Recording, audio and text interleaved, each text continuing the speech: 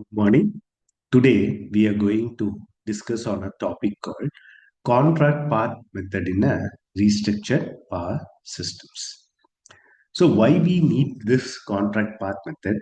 So in restructured power system, as we discussed below, multiple entities use the same transmission network. So even your generation companies also use the same transmission network. Next, in the generation company, there are different GENCOs will be there. So generation company one, generation company two. Not only one or two will be there; it will be multiple will be there. So all are generating the power and giving to the pool. So here, different generator using the same transmission line. So these things already we know. Generation companies used to generate the power, and distribution and traders buyer and sells the power. Transmission companies owns and operate the transmission grid. So since the transmission network is shared, a pricing mechanism is required to recover the transmission cost. So which allows fair and transparent power transaction. So one such simple and early pricing approach is a contract path method. So what is this contract path method? So it is a transmission pricing technique in which power transactions are priced based on predefined contractual route. So there is a contractual route will be there. So this route only you need to follow. Say for example, route A, route B, route C, bus A, bus B, bus C. Like that, this particular buses only you need to follow. Like that, some contractual path will be there. So agreed path connects the generator bus and as well as the load bus. So generator bus is nothing but the injection point, and the load bus or demand bus is nothing but a withdrawal point. So charges are applied only on this contract path. So whatever the charges are applied, so whatever the power flows in that particular like a path, the contractual path, the charges will be applied, regardless of the how power actually flows in the network. So there is no thing like power, how the power will flow like that. But actually speaking, the power will always follows the current will always follows the low resistance path. So it will follow there. It won't, wherever low resistance path is there, it will follow. But as per the contract, you can't stop the path. Say, for example, sometimes return supply will be there, reactive power flow, return supply will be there. That and all, you can't tell, no, reactive power, you have to wait there because contract is only given or only flowing in one direction. Like that, you can't stop. Okay, so here contract path method is a transmission pricing approach in which users are charged based on the predefined contractual between the generation and load points without considering the actual physical power flows or congestion. So this is the definition for this contract path method. So power flows along the agreed contract path assumption, but the reality, power follows only physical laws, not contracts. Power donors the contractual path where you need to follow A, B, C, D like that. It will follow A to E and to F. Okay, and I then H, like that, a power will follow their own path, okay, low resistance path, and it will reach the destination. So here the key concept is what is the physical reality versus the contractual reality is in physical flow, power follows according to the Kirchhoff's laws. We already studied in detail about the Kirchhoff's laws.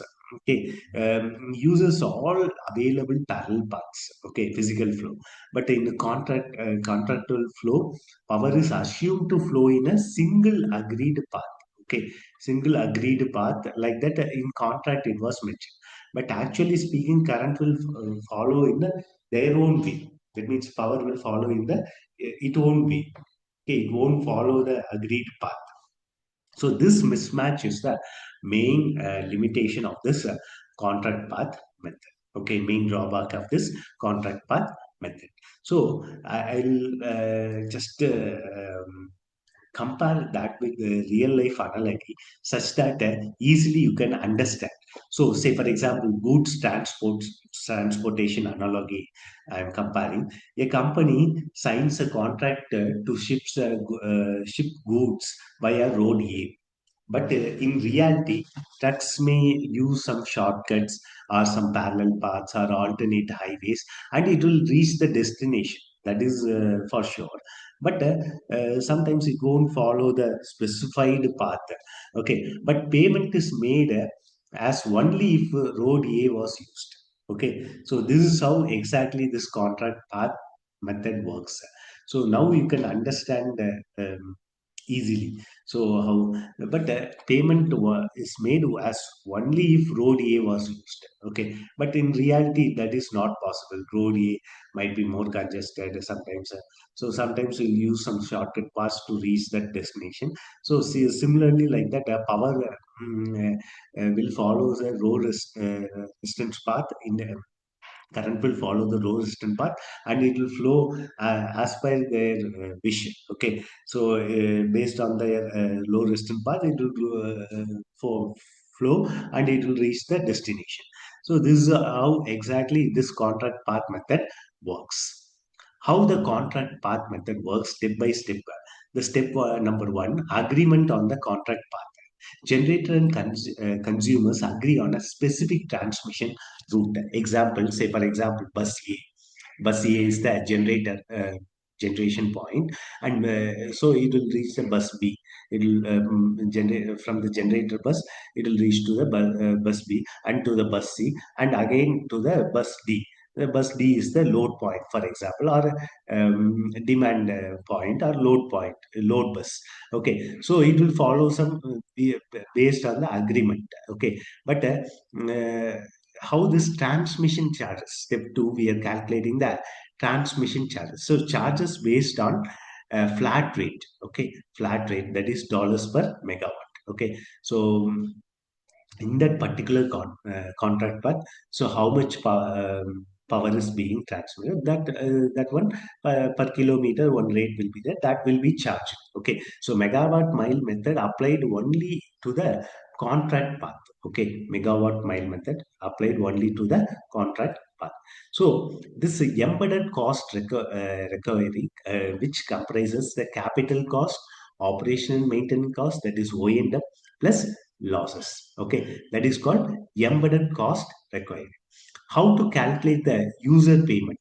Okay, transmission charge is equal to megawatt scheduled into rate on the contract path. So into length of the line also, megawatt scheduled into rate on the contract path, into the for example particular kilometer length of the line. We mention, usually we mention kilometer, so that into that kilometer also. So it is considering actual line loading, congestion, and parallel flows. Okay, so these are all the things we are considering. Next, let us solve a simple numerical example such that easily you can understand how the transmission charges are calculated in the contract path method. Say, for example, contracted power is 100 megawatt. Contracted path length is, say, for example, 200 kilometers. So, rate per megawatt kilometer is $5. So, rate is $5 per megawatt kilometer. So, now we have to find out the transmission charge. So what is the formula? Transmission charge is equal to this megawatt contracted power, that is megawatt schedule into rate on the contract path. Okay, so megawatt scheduled is what? 100 megawatt into the length of the line, because this much length is coming. No? So 100 into 200 kilometer into, okay, and the rate on the that path. Okay, so rate on the path is $5. So into 5. So it will give you the transmission charge. So even if actual power flows on the other lines, the charge is unchanged. Okay, this charge, this is a fixed charge. Okay, so you're following. Say for example, sometimes it will follow the east path. Sometimes it will follow some length of the line will be more, but the charges will be remain unchanged. Okay, you will be charging with the based on the flat rate only. Okay, so this is the limitation in this contract path method. Next, block diagram of this contract path method. How we are calculating the transmission charges. So first thing is injection point. You know, all injection point that is a power is being generated and given to a particular bus. Okay, so that point is called injection point. So and power flows to the agreed path, transmission path. Say for example, bus A, B, C, D, like that it will follow, and it will reach the load point, load or customer point, or withdrawal point. We can tell, or demand point or load point. We can tell. So transmission charges are based on the contract path. Okay, so based on the megawatt that particular distance into the megawatt transmitted into that rate on the contract path. So based on the transmission charges will be calculated in the contract path. Next, important characteristics is contract-based pricing. So it ignores the actual power flow, but actual power flow is different. But contract path, we are assuming certain paths, the power to be followed in certain path. But actually speaking, power will not follow your own path. Okay, so it will follow the low resistance path and it will flow to that particular point. So simpler than this power flow based methods, this contract path method. Next is static and predetermined. Okay, because we know how we are assuming that it is predetermined the paths, like it will flow into bus B, C, like that.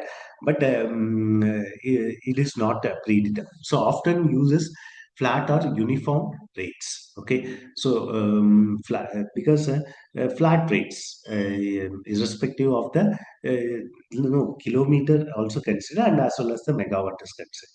So in irrespective of whatever the distance it will travel, so flat rate will be followed. So what are the advantage of this contract path method? Simple and easy to understand and easy to implement and administer, because already predefined path is there, so easily we can know.